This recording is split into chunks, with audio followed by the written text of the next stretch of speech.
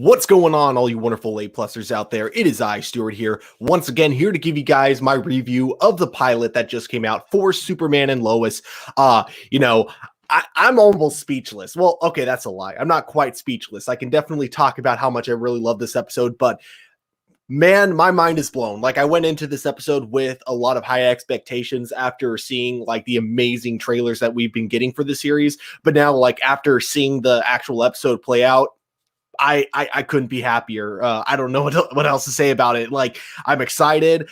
So I guess with that all being said, let's definitely dive right into this here. So this review is going to be live, and for the most part, I've pretty much just got notes going on here, so it's going to be live, unedited. But in the future, I'm thinking that most of my reviews will probably be a lot more edited compared to this one. So, but because I have been so hyped for the show for a long time, I just really needed to get my thoughts all out there right when it was finished, and I didn't want to go through the process of editing it and then just waiting till the next morning to release it. I'm just like, nope, I got to talk about the show right here, right now on A Plus Opinions. But guys, before I even get into any of the story, man, I gotta first praise this opening montage, because if you had any doubt that this show was really going to live up to the legacy of Superman, I think just right out of the gate, from the opening narration, when we get like a brief glimpse into Clark's full backstory, it's just amazing all the way through. We get some really cool nods to the comic books. We get some really cool visuals that are just, ripped straight from the original Action comics. We get a really cool looking costume, in fact, that is, straight up the same costume that we see Superman wearing in the original Action Comics #1. Very similar to the Kingdom Come Superman outfit, where it has kind of the black space instead of the yellow space where the S is. But mostly just resembles the original comic book costume that Superman wore back in the day. And it's so cool because this isn't like a lazily put together outfit like a lot of other superhero shows would have normally done for this kind of a thing. I mean, this is just a really well put together costume, and it's literally just there for that one scene. It's like they put so much effort into that and they didn't have to. And that's really this episode in a nutshell. Like, there is so much attention to detail in so many small things, and it gets you so excited when watching it all the way through. So, great opening montage. One thing that definitely kind of surprised me, though, right out of the gate, is that Superman actually loses his dad, Jonathan Kent, at an early age. Essentially, like, it looked like he was still in high school at the time when his father dies from a heart attack. Whereas, in most other Superman storylines, that usually kind of happens when he's more of an adult, not necessarily when he's still in high school. Although, I guess this was, especially when you kind of look at Superman's hair at the time, when you see it was kind of long and flowy, instead of kind of the usual short hair that we're kind of used to. It could have been a reference to the comic book storyline Superman Earth 1. That would definitely be my guess. That's definitely the vibe I got from just this whole opening for this first episode personally. Actually, before I continue, I've just realized we got some people in the live chat that I want to give a couple of shout outs to. So we got Beast Boy 2.0. Thank you so much for joining me today. So yes, it is so beautiful. Yes, I fully agree. I thought this was a TV show because it felt like a movie. Oh, I think, yeah, you mean like it definitely does feel like a movie, both in terms of its cinematography and VFX, which I'll get into in just a moment. And we also got Chaos 13212 joining us as well. Awesome show. As a Superman fan, I was always gonna give this show a chance. Yes. Still not sure how I feel about Jordan. Okay. Yeah, personally, I actually did really enjoy what they did with this character, and I'll get a little more into that later on. And then we also have Surreal Moore joining us as well. This show it looks like the Man of Steel Superman costume. Yeah, I'd say it looks similar, both like the costume itself kind of being similar, but also I'd say just kind of like the filters that they used in this were also really impressive, I gotta say. Which, I'll get into that right now, because now that I talked about the opening montage, which again, I thought the opening montage that they used for this was the perfect way to really set the tone for this movie and to show you what kind of Superman we're getting into. Actually, no, sorry, that's a lie. There's one more thing from the opening montage I have to bring up, and that is the introduction of Clark and Lois Lane when they first meet each other. Definitely felt like something straight out of the original Christopher Reeve Superman movies. Clark Kent's very awkward attitude towards her, and he clearly has like this instant attraction towards her, and just super weird about, talking to her, and also just how out of place he looks at the Daily Planet, being a farm boy, and, being like, this being his first real job that he gets from, being a farm boy and now working into the big city. And then Lois Lane kind of teasing him for, being the only one coming to work in a suit and tie. I thought that was absolutely hilarious for sure. All right. So let's get into really quick. Before I actually get into the story of this show, I do want to talk about the cinematography for a brief moment, because like the show uses some lenses that you normally don't see in television shows. Like even the expensive television shows, they tend to be shot in the usual aspect ratio that you come to expect from television shows. However, this one, feels very cinematic in its new aspect ratio that we get here.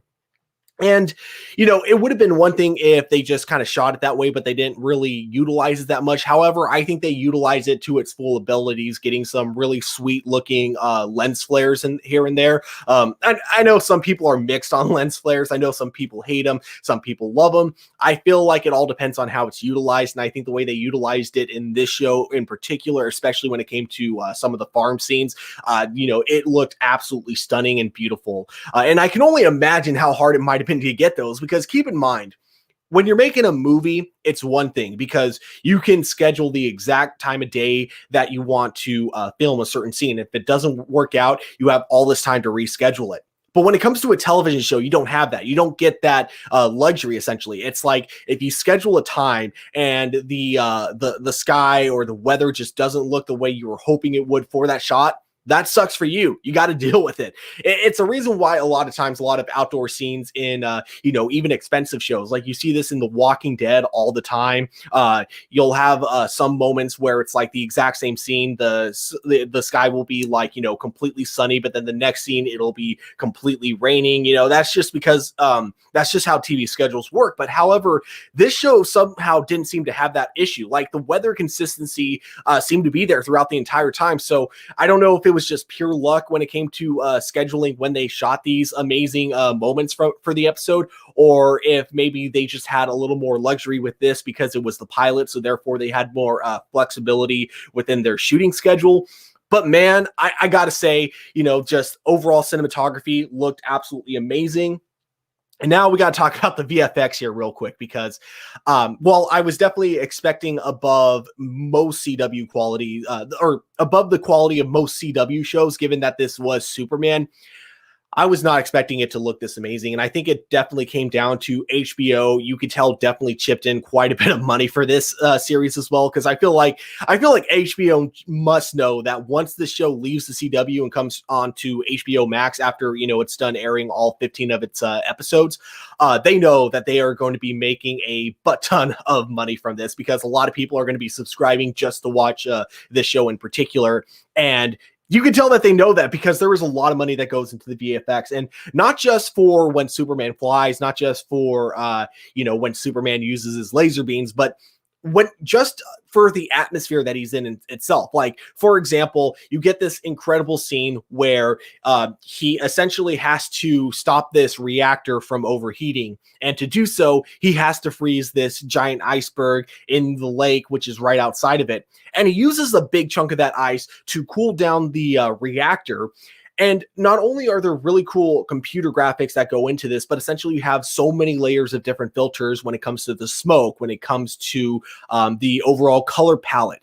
And a color palette is another thing I want to bring up with Superman's costume, because I do feel like Superman's costume looks very cheap when it would look cheap. Let me put it that way. It would look really cheap if it was filmed with, normal cameras, but and if it didn't have all the VFX onto it. But I feel like what works about his costume is the color palette that goes into the after effects for this series, because a lot of times you get these shots where it'll be kind of a nighttime scene. Everything will look a little bit grayish, but then Superman shows up and he just lights the room. Essentially, his costume is full of so many colors, and it's just so visually pleasing for the eye to see him anytime he makes his appearance in all these different shots here and there, especially for these nighttime shots. Absolutely beautiful. Also in this opening, as Superman is trying to cool down the reactor, we get introduced to the new actor who is taking over as General Sam Lang, replacing the previous actor who played him in Supergirl. It not only feels like a different, actor playing him, this guy just straight up feels like a completely different character. Like, General Sam Lang wasn't used that much in Supergirl. However, when he was used, he was usually more of an antagonist. He was never really... He never felt like he was fighting for people. He always felt like he was fighting for his own selfish desires, if that makes sense. He always came off as a major asshole, no pun intended. Or who am I kidding? Pun was definitely intended there. Whereas here, General Sam Lang actually does seem like a genuinely really good guy.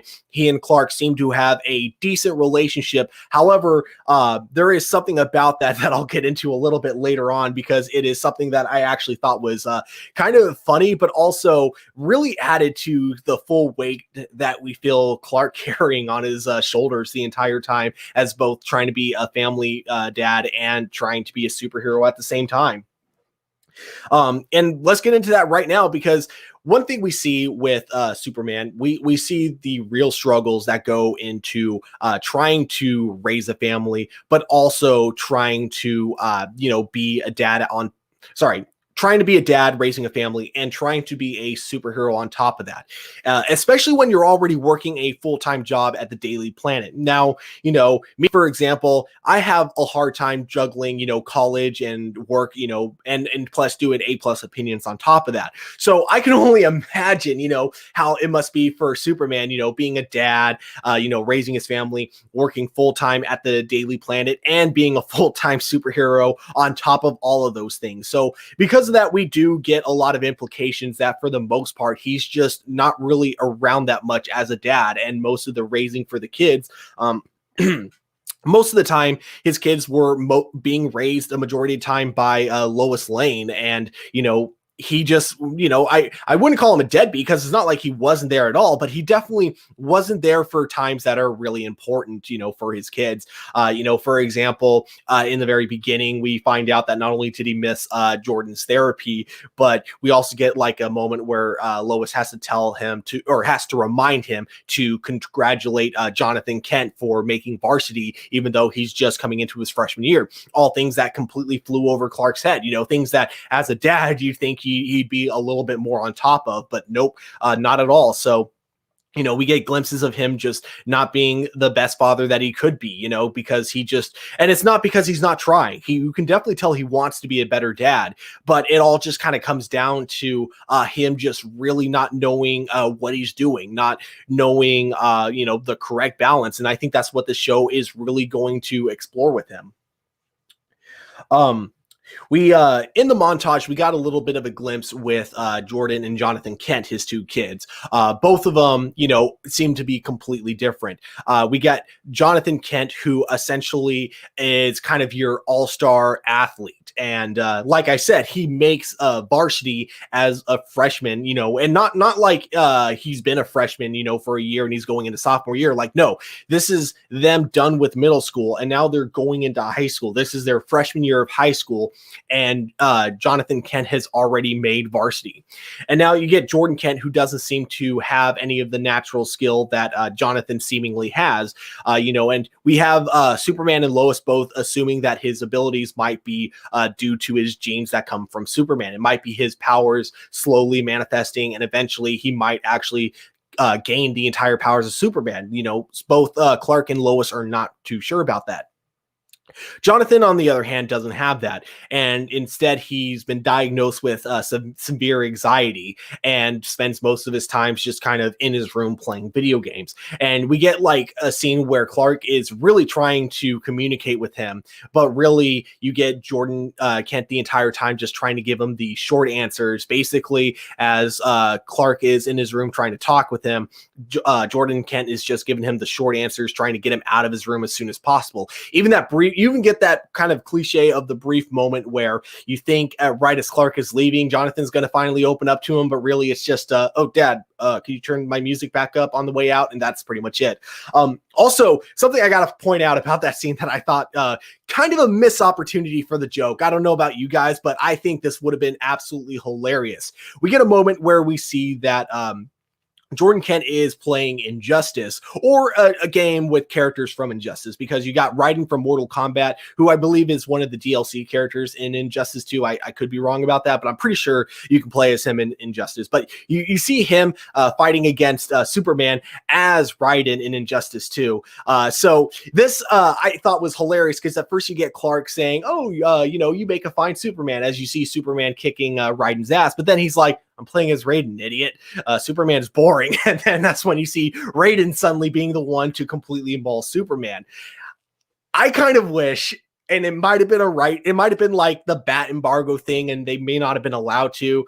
Part of me really wishes that instead of Raiden, it was Batman. That could have been an absolutely hilarious moment, I think. But again, it probably just comes down to the bat embargo. Like maybe they don't want too many of the CW shows referencing Batman, or it could also be just they really want this first episode to feel very standalone, because we don't really get many other references to the other heroes out there in the Arrowverse. Now, they don't try to like claim that Superman's the only superhero out there or anything like that. There's definitely nothing to retcon the existence of the Arrowverse within this TV series.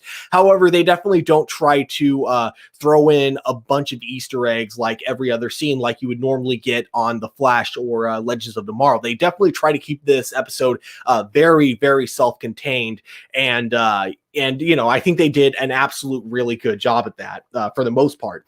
Let's see where my next thing was. Oh, yeah. The other thing I wanted to bring up about both the Kent brothers is I'm just going to be calling them throughout the review, referring to Jordan and Jonathan Kent as the Kent's brothers. So I do like their relationship in this series. It's not like the sisters from Black Lightning, where you can tell the two of them are extremely close. With these two, one thing that kind of worried me is I was wondering if they would have like a bit of a rivalry, or if they would just straight up hate each other, because they definitely didn't seem like they were the closest brothers. And we kind of get that in this show. They're not really close, but they definitely don't have a rivalry or anything. It never feels like either one of them is trying to one up the other. However, they definitely don't seem like they're the best of friends either. Like they definitely have those moments where they look out for each other, or they at least try to, but they also aren't really putting that much efforts into connecting with each other. Something I'll get a little more into later on. But then we got to talk about what kind of kickstarts the events of this episode. And that is that Martha unfortunately dies of a stroke. And one thing I gotta say also, going into this series, we look at there's two deaths that we get. We get Jonathan and Martha Kent both pass away in this episode. And both of them were just from human conditions that, everyone will experience at one. Not everyone will experience those specifically, but everyone will experience someone in their lives that will go through that at one point or another. These are very real human conditions. And I always love it when you can have a show like a Superman show, or, even another show did something very similar, Buffy the Vampire Slayer. You can have these shows where you can have all this supernatural stuff. You can have all these characters that have, godlike power. But we get to see some of their humanity play out. And we definitely get that in this when it comes to Clark Kent. We see a lot of his humanity kind of play out, especially when, having to face the death of his mother. And then we get to the next scene where they attend her funeral in Smallville. And we see that, if it wasn't enough that Clark already feels like kind of a failure because of his disconnect with his kids, he visits Smallville, and it feels like the whole town has just absolutely gone to shit. It's not the Smallville that he remembered growing up in as a kid, the really fun-loving Smallville where everyone just greets each other out on the streets. Like, everyone looks depressed. We get introduced to Lana Lang here during this funeral, and I believe her Kyle Cushing. Yeah, that was his name. I couldn't remember her husband's name, but Kyle Cushing. We get introduced to those two, and here we get Kyle kind of going on a very like strong rant, I guess, towards both Lois and Clark. And he says that Clark, while he doesn't blame him specifically, he also says that he did help to contribute to Smallville going to crap, kind of saying that it used to be that people would leave a small town to get their education, and then they would come back bringing that education to help, make the town even bigger. But now it's just people get their education and then they leave, and then no one ever comes back, right? And we get a moment where we get like a thing where he and Lois are kind of having a debate, because he's claiming that this guy, Morgan Edge, also a character from Supergirl, but also in this show kind of being recast as a different actor. Although I don't believe we've seen him yet in this episode. We know that he has taken over the Daily Planet, and ever since taking over, he has started to downsize the entire building. And now we find out that he's interested in owning property in Smallville, as well as starting a new, I believe it was coal mining job opportunity for some people. And I don't know for sure if that's what it is. And essentially you get Kyle, who sees it as a guy opening more job opportunities for everyone. But Lois sees it as, he's just a guy who looks for cheap labor and doesn't bother to pay people a living wage at all. And, this was definitely kind of an interesting idea for me, because it definitely kind of seems like, very topical for today, because you get a lot of business people who, especially people who are in the billions, and it's always a shame because the way people get there is always immoral. Most of the times, you can kind of say that, Morgan Edge in a way could be kind of a metaphor for people like Jeff Bezos, or other, billionaires out there that really only become billionaires because of how much they, underpay like the people that work underneath them. And I'm not even saying they wouldn't be billionaires if they paid people a living wage. However, the way they get their titles as being like some of the richest people like in the world is from majorly underpaying the people that help them get there. And that seems to be where they're going with Morgan Edge's character. But then you get Kyle, who doesn't really see it that way. He just sees it as a guy offering jobs to people who don't have any in Smallville. And with Smallville being kind of such a rundown like little town, he sees it as like, a deadbeat job is better than no job at all, I guess. But we also see that there might be something more going on. We don't get like a lot of information, but we do see that Morgan Edge has also been kind of buying up different properties in Smallville as well, trying to buy up different farms everywhere. And it definitely feels like there's a big conspiracy kind of going on within Smallville. And it makes it interesting too, because it feels like this will lead to two different kind of storylines that we might be getting, because we have the things going on with the Stranger, which I'll get into at the very end of this review. But then we have the things going on in Smallville. And it feels like this kind of stuff is happening so that Lois Lane herself can have her own kind of arc that she'll be, having. So essentially we'll have two completely different conflicts, one being the Stranger, and then one being the Smallville takeover by Morgan Edge. And it feels like both Superman and Lois now have their own villains that they have to deal with. I feel like Morgan Edge is going to turn out to be more of an antagonist towards Lois Lane than he is towards Superman himself. But that's just my prediction currently. It's still a lot of mystery behind what his true intention really is. But we do know from Supergirl that if it's Morgan Edge who's behind it, it's probably going to lead to no good in the end. All right. So now let's talk about the kids finding out that their dad is Superman. So we get a scene where the two kids are hanging out with Lana Lang's little girl, Sarah Cushing, and they go into the barn where they've always been told that they were never allowed to go into for reasons completely unknown to them. And it's here that we see that both of them are almost crushed by a bunch of metal pipes that essentially fall down from the top of the barn, and like essentially they fall down and they're about to crush Jordan Kent, but then very last minute Jonathan Kent comes in, essentially covering Jordan with his body, and somehow miraculously isn't harmed at all. Superman gets both of them out of there, and they both seem to be completely fine. Now, Jonathan Kent isn't really concerned about this. He doesn't really see this as anything that weird. But then you get Jordan Kent, who finds it really odd that neither one of them suffered any injuries at all. And it leads him to believe that his dad has to be hiding something from the two of them. And this is what leads to them eventually investigating the barn and then discovering their dad's space pod that, brought him to Earth to begin with. And of course, at this point, Clark Kent can no longer keep it a secret from his kids. He has to come out and tell them that he is Superman. And we get the really strong reaction from both of them. Stronger from Jonathan than we do, stronger from Jordan than we do from Jonathan.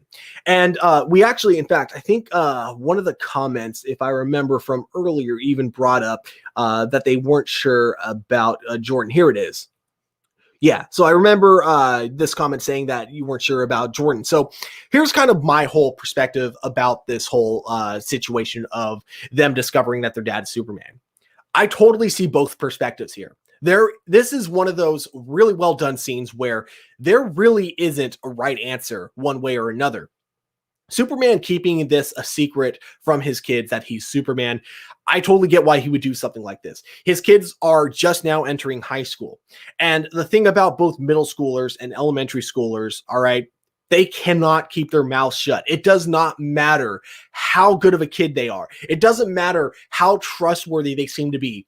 They will talk, all right? And I do not blame Clark at all for being worried that this might be something that would happen if he told his kids that, they'd be talking to one of their friends in middle school and then, it would accidentally slip that their dad is Superman. And then maybe that kid has someone that works at the Daily Planet and brings it up to, his dad when he goes to work the next day and realizes, hey, why is that Clark is never around whenever Superman suddenly appears? I totally get, that is a legit concern that Clark has. And so it totally makes sense that he would never tell his kids about him being Superman. I totally get Clark's point of view. That said, his kids are still his family, and he's still lying to them for all these years.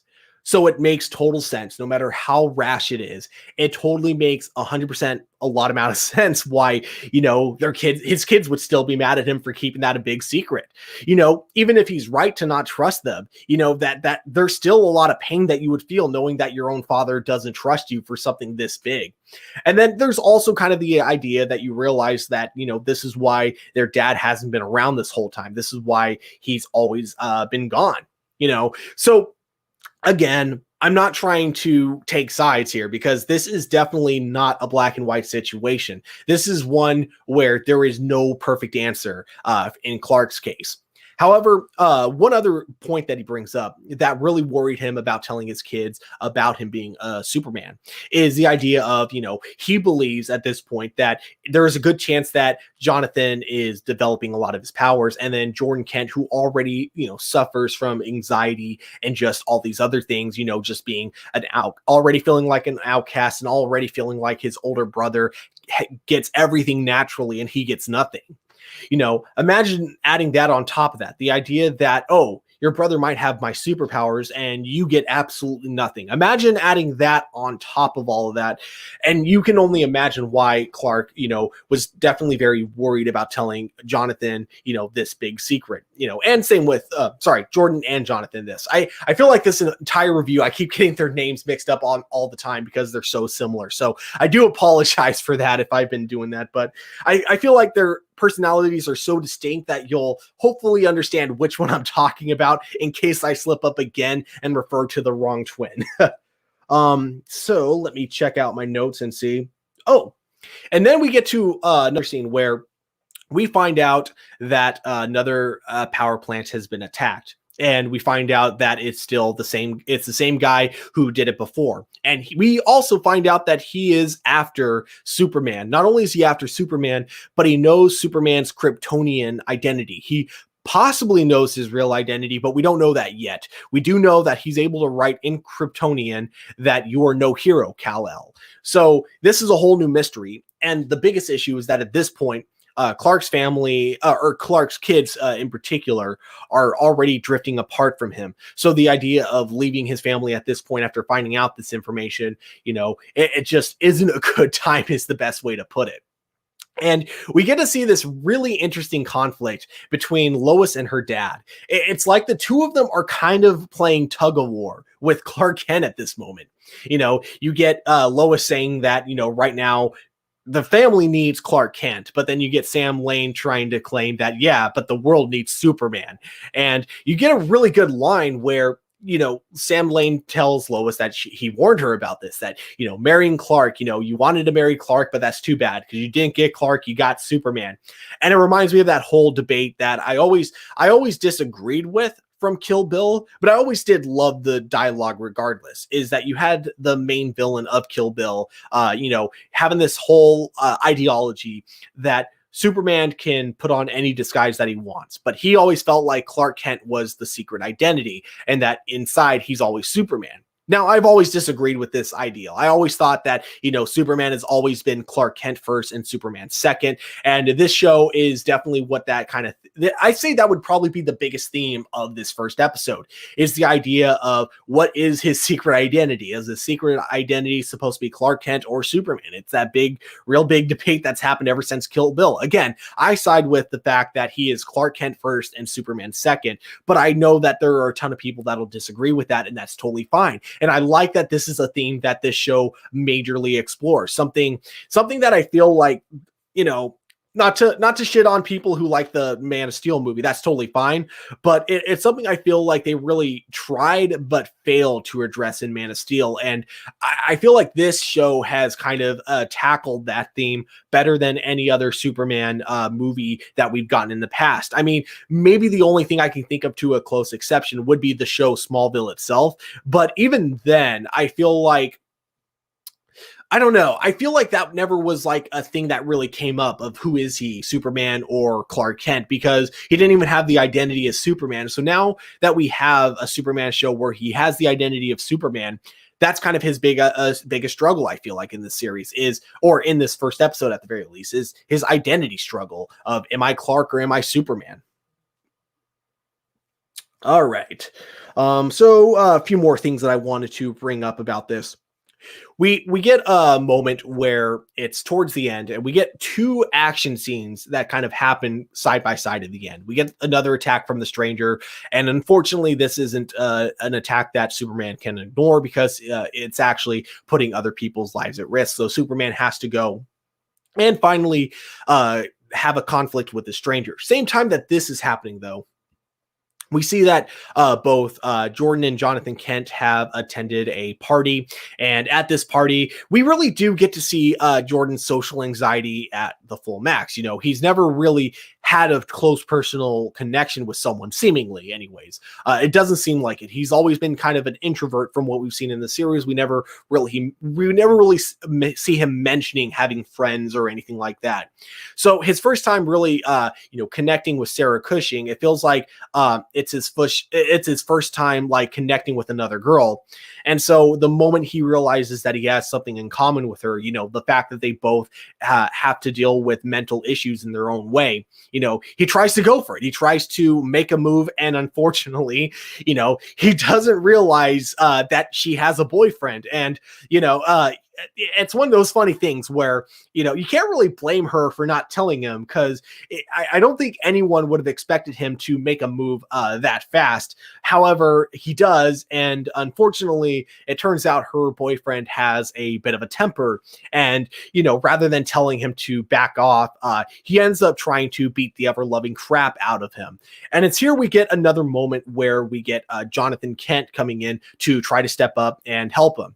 And, we get to see that Jonathan Kent really can pick up a fight, which we already kind of figured. We figured if this guy is starting quarterback for varsity team as a freshman, of course this guy can put up a fight. And he does a good job for the most part. But of course, like any bully from any TV show, they're always cowards, and they never, take on someone one-on-one. They always have to have their buddies backing them up because, they're cowards. So Jonathan gets overwhelmed by basically I don't even know if we got a name for this guy. I think it was just, Sarah's boyfriend. He gets overwhelmed by him and all of his boyfriends. And it's here we get to see Jordan was actually the one who had inherited Superman's powers. As we get a moment where Jordan is on the ground getting the shit kicked out of him, and out of pure anger, we get to see his laser beam eyes fire at essentially the bonfire that was going on during the party, and it completely explodes, breaking up the fight, thankfully. And thankfully, also on top of that, no one got hurt as far as we see towards the end. But going back to the fight with Superman and the Stranger, we see that whatever kind of suit this guy has, it is incredibly powerful. This guy claims that he and Superman have a history, and Superman has no idea who this guy is. We also find out that, this person's world has been completely obliterated, and he blames it all on Superman. So the two of them duke it out, and Superman, he doesn't stand a chance. He is getting his ass handed to him, which is really surprising because this guy must have one really powerful power suit, because even Lex Luthor's suit from Supergirl didn't have that much of a fighting chance against Supergirl. Like it could hold its own decent, but eventually it would get overpowered. And here we see that the entire time he's fighting against the Stranger, he is just getting overpowered completely the entire time. And it gets even worse when the two of them are duking it out in space and Superman gets stabbed with kryptonite. The only thing that stops him from plummeting to his death is Lois's voice saying that she needs him. And of course, his super hearing, he's able to hear that, and he's able to come to the rescue for his two kids, which thankfully they've already been saved by Kyle, who, along with all the other firefighters, were able to put out the fire just fine and rescue all the kids. And no one, like I said, no one was severely injured. The only kids that are suffering any injuries are Jonathan and Jordan Kent, only from all the bruises that they've taken from the other bullies. Now, we then get a moment where the family kind of sits together, and we flash back to that moment where we thought it was Jonathan Kent that saved Jordan Kent. But then we see that right before the pipes, or I'm not sure what they were. I'm just going to call them pipes. The really big pipes actually fell on them. Jordan was the one to save Jonathan Kent. And we find out that he is the one who is possibly inheriting Superman's powers. However, they're manifesting in a very different way, because it's not like they're coming, naturally. It's not like he can use these abilities whenever he wants. He straight up doesn't know how to use them. And we see that there might be some tension between, Jonathan and Jordan Kent. Like the two of them, at first, it seems like there's a little bit of tension. I feel like the ending of this episode definitely kind of breaks it, but you do have the fact that, Jonathan is trying to lighten the mood when he finds out that Jordan has these superpowers, but it seems to only just upset Jordan even more. And it's not until we get a really nice conversation between Clark Kent saying that, much like his dad, he doesn't know what he's doing as a father. And he understands, and he does say that he understands that he wasn't there when he should have been, and he promises his son that that's going to change. The one major thing that kind of doesn't come up in this episode, which I thought was kind of strange, and I'm wondering if this is something where he actually is going to try to keep it a secret, or if it's just something that they didn't have time to put into the episode. But Clark Kent never brings up the Stranger to Lois. He never brings him up, and the episode ends with them deciding that, maybe the best move for the family would be to live in Smallville. Lois would still keep her job at the Daily Planet, which I imagine would be quite a commute. And then you have the fact that Jonathan Kent seems to want to continue to play football for Metropolis High School. So I am kind of wondering if that's going to be like a subplot going on within this, is the idea that Jonathan and Lois will end up having to wake up at 4:00 in the morning all the time in order just to commute all the way to Metropolis High School.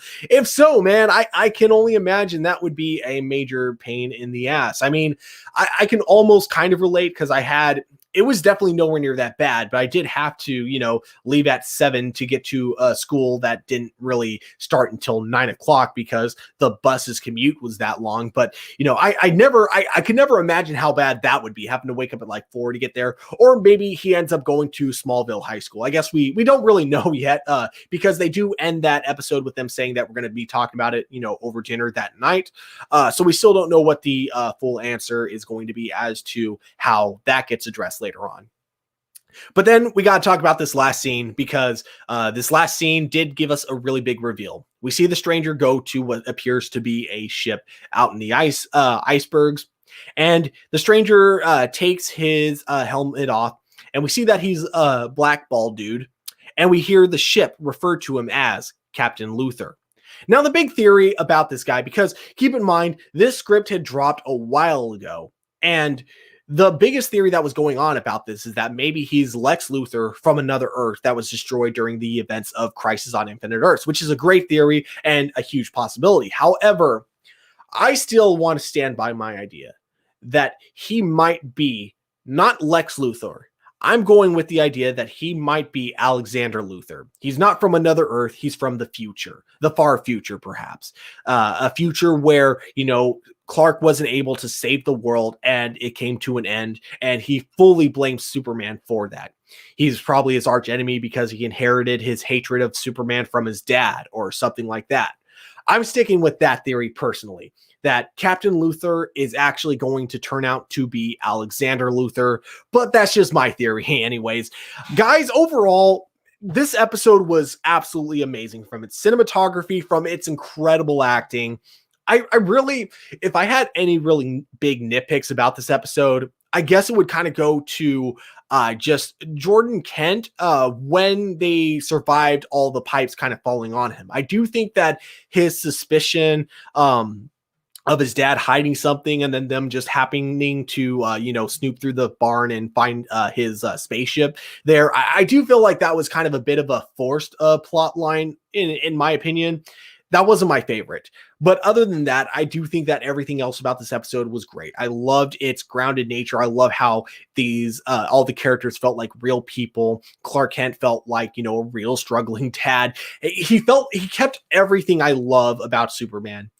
And yet it never felt dated the entire way through. It was such an amazing way to start out a series, and I am incredibly excited to see how the rest of this show goes. I'd go as far as to say that this is probably my favorite pilot that we've gotten for any of the CW shows so far, any of the Arrowverse CW shows. I'm really excited to see where all these different plot threads lead to, and you can bet your ass I'm going to be tuning into this every Tuesday night. But guys, at the end of the day, these are just my A+ opinions. We here at A+ Opinions always want to know what you guys think as well. So definitely let me know in the live chat or in the comments below. I'm going to take a quick moment to look through the live chat and see what you guys are saying about this so far. I'm trying to see. Where did I leave off?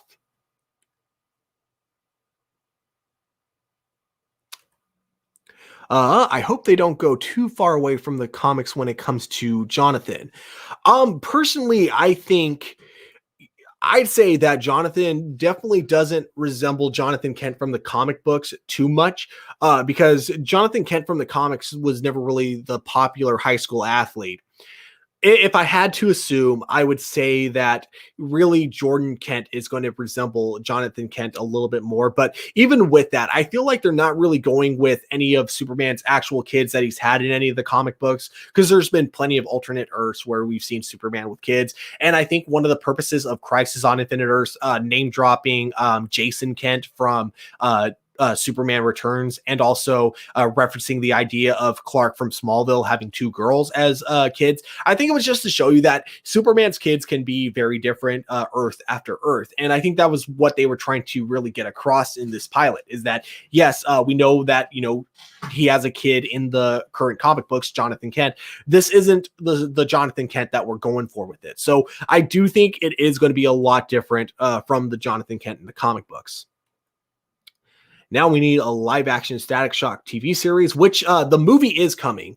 There is going to be a movie for Static Shock coming. Crazy theory, but what if Jordan is Superboy Prime?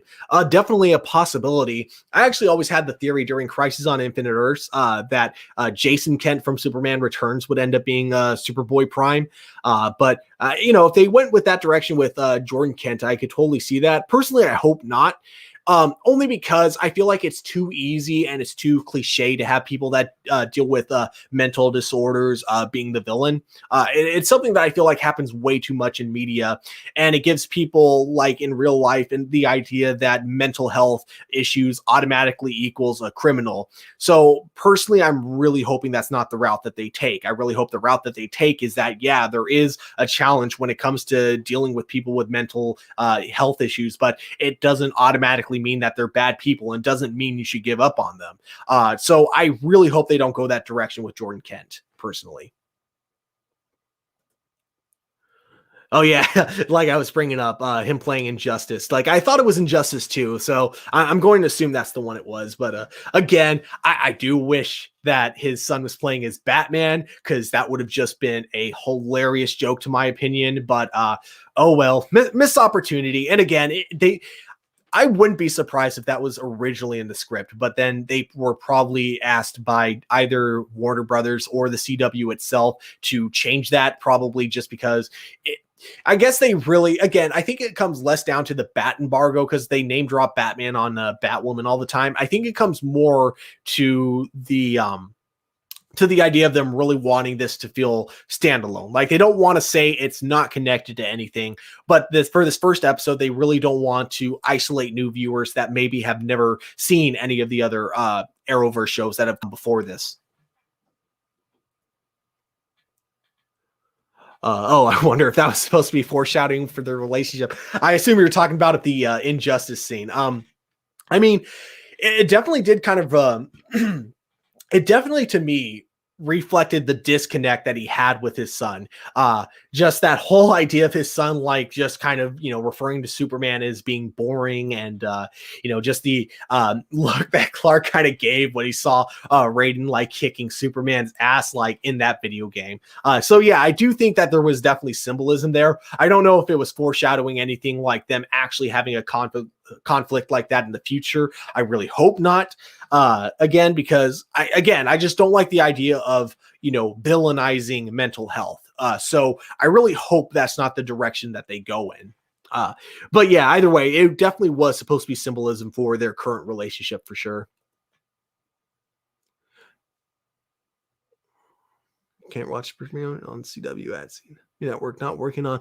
Oh man, dude, that really sucks, man.